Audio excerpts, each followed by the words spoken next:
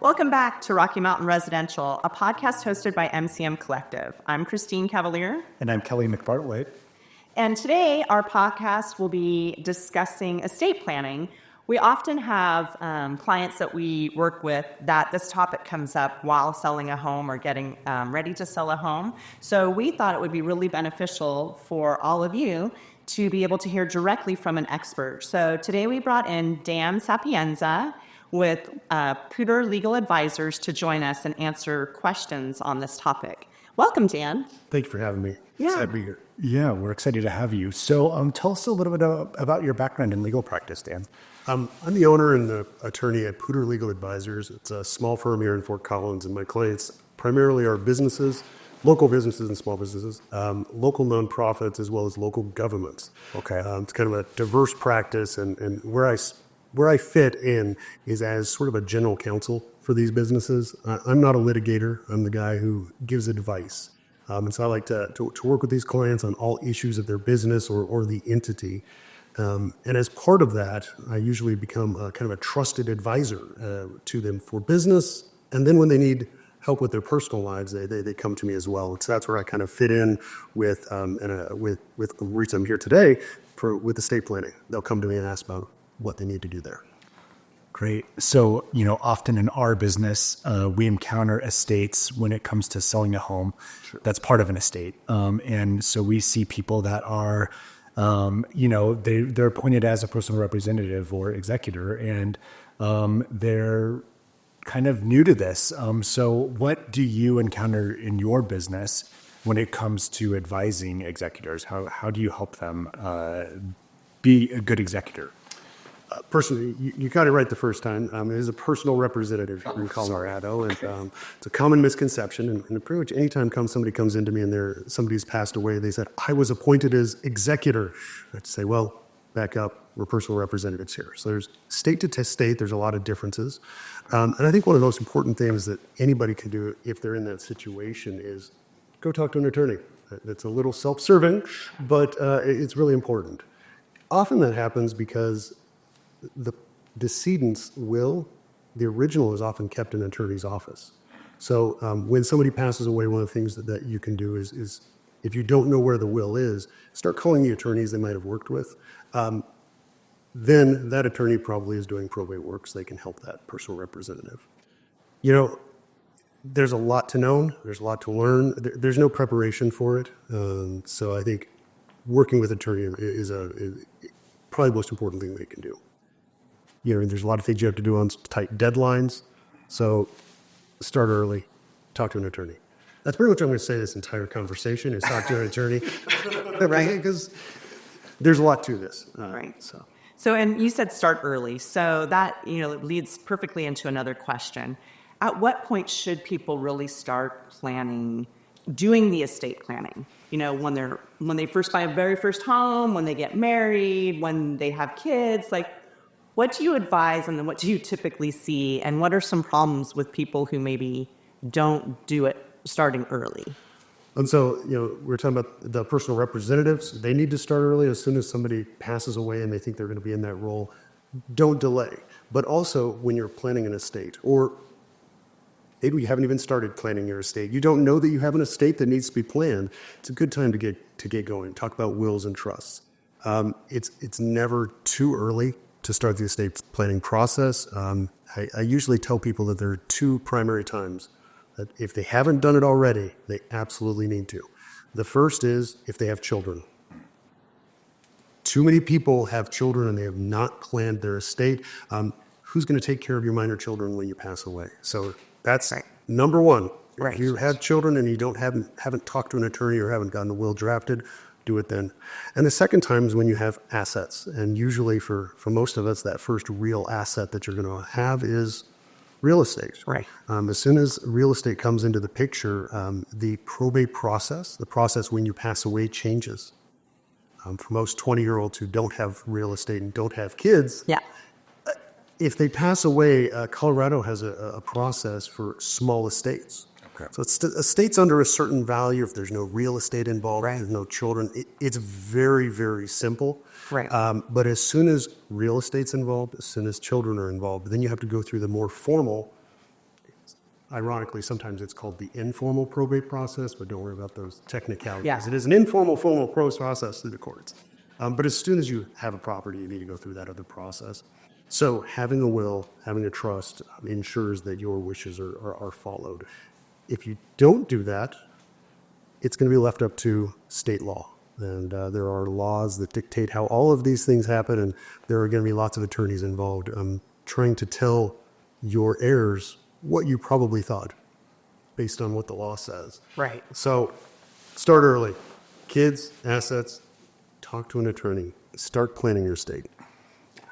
Super good advice, because so often we find people that are so late in the game and haven't done this. Another thing that comes up a lot, Dan, on our side of things is, I think we alluded to this in the first question, but executors that maybe don't know what they're doing or maybe aren't the best fit to be a personal representative. Correct myself. Not executor, personal representative. I know. We'll get it right. So when you're talking to clients who are planning their estate, what are good things for them to keep in mind when they are selecting a personal representative? One of the first things I like to tell people is talk to the people that you might appoint as a personal representative. Often parents, one of their children might be an accountant, and they say, that's going to be the one. Well, does that child want to be a personal representative? Are they local? Do they want to be put in that position because it involves a lot of trust, it involves a lot of responsibility? It can be the focal point of disputes. Right. Does that person want to be in that role? So talk to them. That's number one. Okay. Now, to contradict myself, I'll say picking one of your children or somebody that is an attorney, is an accountant, can be a great person to pick. There's a lot of attention to detail that you need to be a personal representative. You're going to be working with the courts. You have to put together inventories of assets. You have to file taxes. There's a lot to do. So picking a personal representative that has some experience in that way can help. I wouldn't say that that's really determinative, because they can always get help. So talk to your kids, or talk to the person who might be personal representative. Think about what their background is.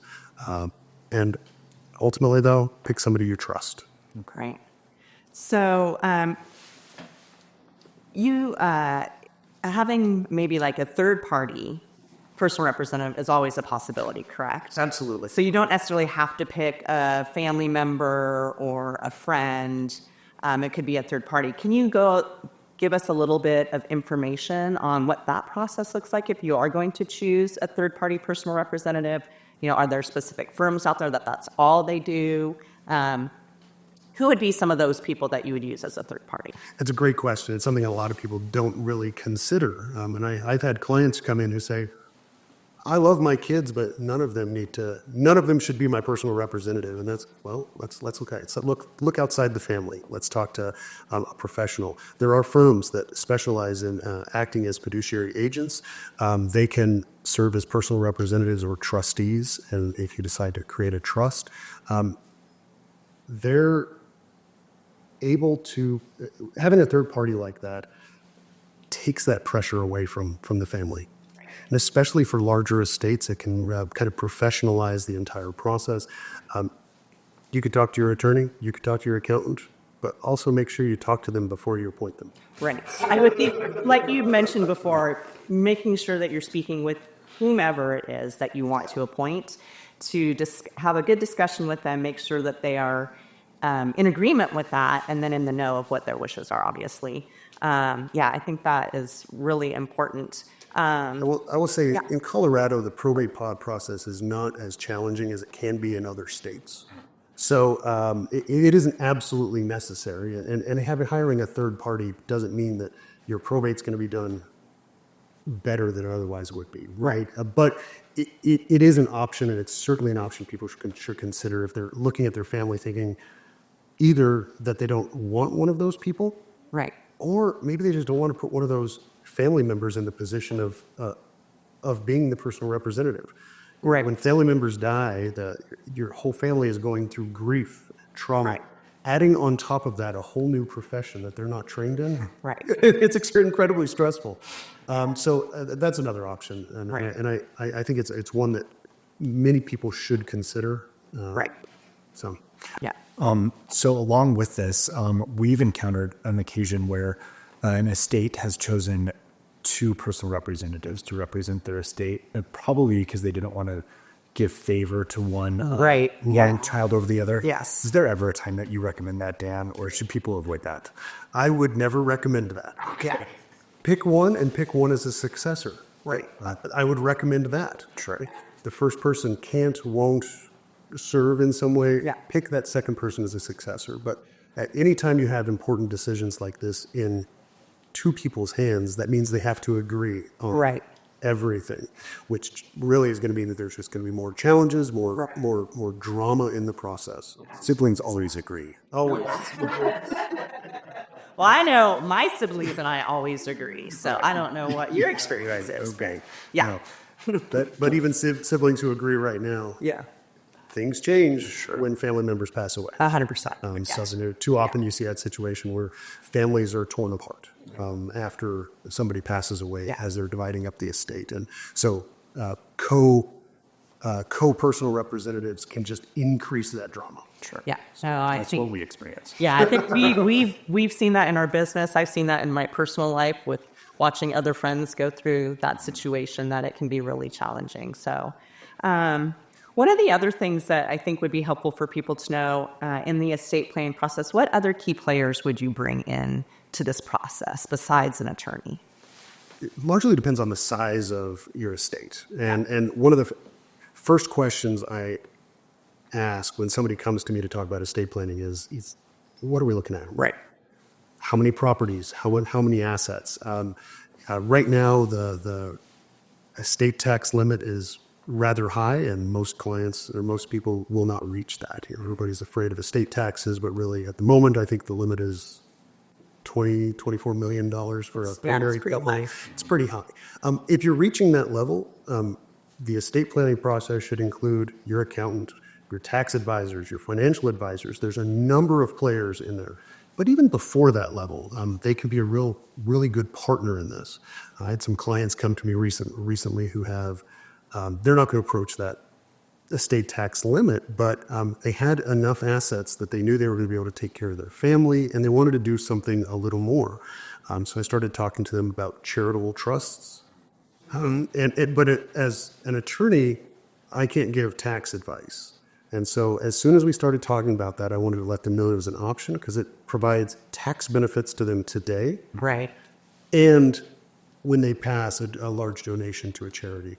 And so we brought in their accountant to walk through that process and decide if that was going to be a good solution for them now. So yeah, I think always there's a lot of those professionals that you should be using, and tax planning. As soon as I start talking about taxes, I'm going to say we're going to meet with your accountant too. Right. Yeah. So along with this, Dan, I hear a lot of people that are starting to talk about kind of this, planning their estates when they have residential or other types of property. They start talking about trusts, and I'm not always really clear on is a trust good in this situation or is it not? How do you guide people on that? The classic attorney answer. It depends. And I have to say that in this situation. A lot of people come to me wanting to talk about trusts because they've read about them online, or they've heard from their cousin in some other state that they set up a trust, and because their attorney told them, you absolutely have to do this. So before we talk about trusts, and whenever I talk to my clients about trusts, you need to understand that every state is a little different. In some states, even a much smaller estate, I would say, put it in a trust. Because there are states where the probate process can take years, and it involves going to the court. Every time you want to cut a check to pay off a debt, you have to go request permission from the court. So here in Colorado, and this is Colorado specific, the probate process in Colorado is actually very simple. And it's easy to navigate. So for many clients who come in and they say, I want to talk trusts, I say, well, let's talk about your situation. And really, they don't need to be thinking about a trust. I don't, in my mind, because like I said, I think the probate process here is pretty simple. But that's not universal. There are situations where trusts can be incredibly powerful tools. If they own real estate in multiple states, that would be one of the first situations where I'd say, okay, let's talk about a trust. Because if you have a real estate in another state, then you have to do 2 probate processes if you don't have a trust. Right. You're going to go through Colorado probate, and you're going to have an ancillary probate in that other state. Got it. Which So- we do have clients, that have multiple properties in multiple states. Right. And it's not the end of the world, and it's something that is manageable. Of course, it depends on what state that other property's in, how easy that's going to be to navigate. But with a trust, you can have all of that governed by one state's laws. So if you have real estate in another state, that's one of the first times. Privacy. The probate process is a public process. Oh, I never thought about And that. a lot of people don't know that. Yeah, I mean, I didn't think, I think I know that it was public, but I never really thought about the privacy issue of it, obviously. And so I can go look at any probate. Being a Colorado attorney, I have access to the court's filing system, but anybody could go down to the courthouse and look this up. You can go log in or pay a small amount of money to the state of Colorado, and you have full access to the probate record of somebody's estate. Interesting. Which may not matter to you, but it might. Right. But we can download wills. You can see how all of the assets were distributed. It's all very public. Oh, interesting. So for privacy reasons, I think that's another time. And a lot of clients, that's very important to them. They don't think it's the world's. The world doesn't need to know. Right. Another time a trust is really important is if you have kids from another marriage, Yeah. and that happens pretty often. So it's a way to take your assets to plan your estate that doesn't depend on kind of your spouse. Right. And I hate to say it, but when you get remarried, if you leave all the money to your spouse, then they might get remarried later, and Right. now all of a sudden your estate doesn't go to your kids, or none of it does. Right. And that might not be what you want. So a trust is a way that you can more firmly control kind of that downstream effect. So that would be another situation where a trust would be totally appropriate and a great idea. But it really depends. I think for many families where they have a couple kids, a house, or one piece of real estate, a trust has a lot of administrative overhead now, Right. for not a lot of benefit in the future. So, in those cases, I spend a lot of time talking people out of trusts. But That's helpful, and I think that speaks exactly to the question, because we do get so many people that are looking to do something like that, and maybe sometimes it feels like overkill or Right, I do. Well, not appropriate. And I do think so many people here have come from other states. And so it's, like what you grew up with, you're used to seeing it in another state and not being familiar with what Colorado state law is. It's really great to know that Colorado is easy, relatively speaking, for probate, and that some of the things that people might be used to in other states aren't really necessary to do here. yeah. And that's one of the dangers of getting your legal advice from the internet, from random podcasts. Yes, except for this one. apparently. Yeah. So Dan, going back to being a personal representative of an estate, what are some common mistakes you see people that are in that situation make once potentially their parent has passed or something else? What kinds of mistakes are happening? As I mentioned before, once becoming a personal representative starts with somebody passing away. Grief, trauma, it's a hard time. And you're all of a sudden, you being the personal representative, you're thrust into this situation where now you have to deal with all of that.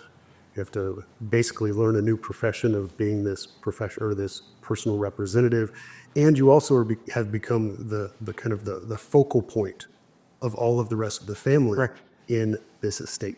So it can be incredibly challenging. And probably the most frequent problem that I've seen is procrastination. And that is putting off dealing with it. And that can lead to a number of problems down the road. And working, again, self-serving here, working with an attorney through that process can help keep it moving along. But I think that's the biggest problem I see is they kind of put it off, and who wouldn't want to put it off? And so, totally, you're avoiding, you're avoiding essays, right? So when you say putting it off, do you mean, contacting an attorney or starting the probate process, or, what, any of those things? Any of those things. The probate process requires filing a will with the courts. Then public notice has to be given. Debtors or creditors are notified, and they need to be paid. Life insurance needs to be dealt with, but of course that's outside of the probate process. But there needs to be somebody who's Paying attention. Answering the emails, answering the letters that come in. You need to inventory the assets. And that can be incredibly time-consuming, especially if you hadn't had a conversation with the decedent. If you don't know where the papers are, and each step in the process takes time. It takes an attention to detail, and it's one of the easiest things in the world to say, maybe I'll deal with that later. And the longer it goes, you have more challenges with the court because the court wants to see this moving along. You're going to have to pay taxes at some point. Not estate taxes necessarily, but the income taxes of the individual. Right. So you might end up with tax issues where the IRS comes knocking saying you didn't pay income taxes for the decedent. There's a lot of things that are very easy to put off. So with their focused is important. Would you recommend their first step be contact an attorney that deals with estates, and then they'll help them figure out the next guide them through the They'll process? help them navigate this process. So, it isn't that challenging, but having somebody help guide you through that process can be very helpful and help you stay on target or stay on task to get the things done. Usually probate attorneys, in some states, they regularly do it as a percentage of the estate. In Colorado, that isn't as common, but depends on the attorney. You can shop around, find one that'll help you help you with what you need. Right. But they'll be able to get you through that process a lot easier and make sure you're completing those tasks that you need to. That phone call could even happen potentially, while you're dealing with like funeral homes, just to start the process. Yes. Okay. So estate planning is a huge topic. There's so many different facets. We've barely touched on many of them. What's your overall message when it comes to somebody that might be listening to this podcast? Yeah. Just to wrap it up for Start overall. Okay. Start early. Get started. Talk to an attorney. Don't put off the process of planning for your estate. All this talk about how challenging being a personal representative in the probate process, that's made easier for your heirs if you plan today. Right. So don't put that process off. And I'd say the second thing is talk to the beneficiaries. Talk to the person who would become the personal representative. One of the worst things is once you pass away, everybody's surprised by what happens next. And that can lead to incredible amounts of strife and more stress for the family. Right. So talk to your family about what you want to do, because that'll make everything a lot easier. Great. Well, thank you, Dan. Yeah, thank you so much. This has been really helpful, and I learned a lot. I learned a lot too. So we'd love to have you back someday. Maybe we can talk about something else. Absolutely. That's good. Thanks, Dan. Thanks you all. A lot. Thanks for tuning in. We'll see you next time. Bye.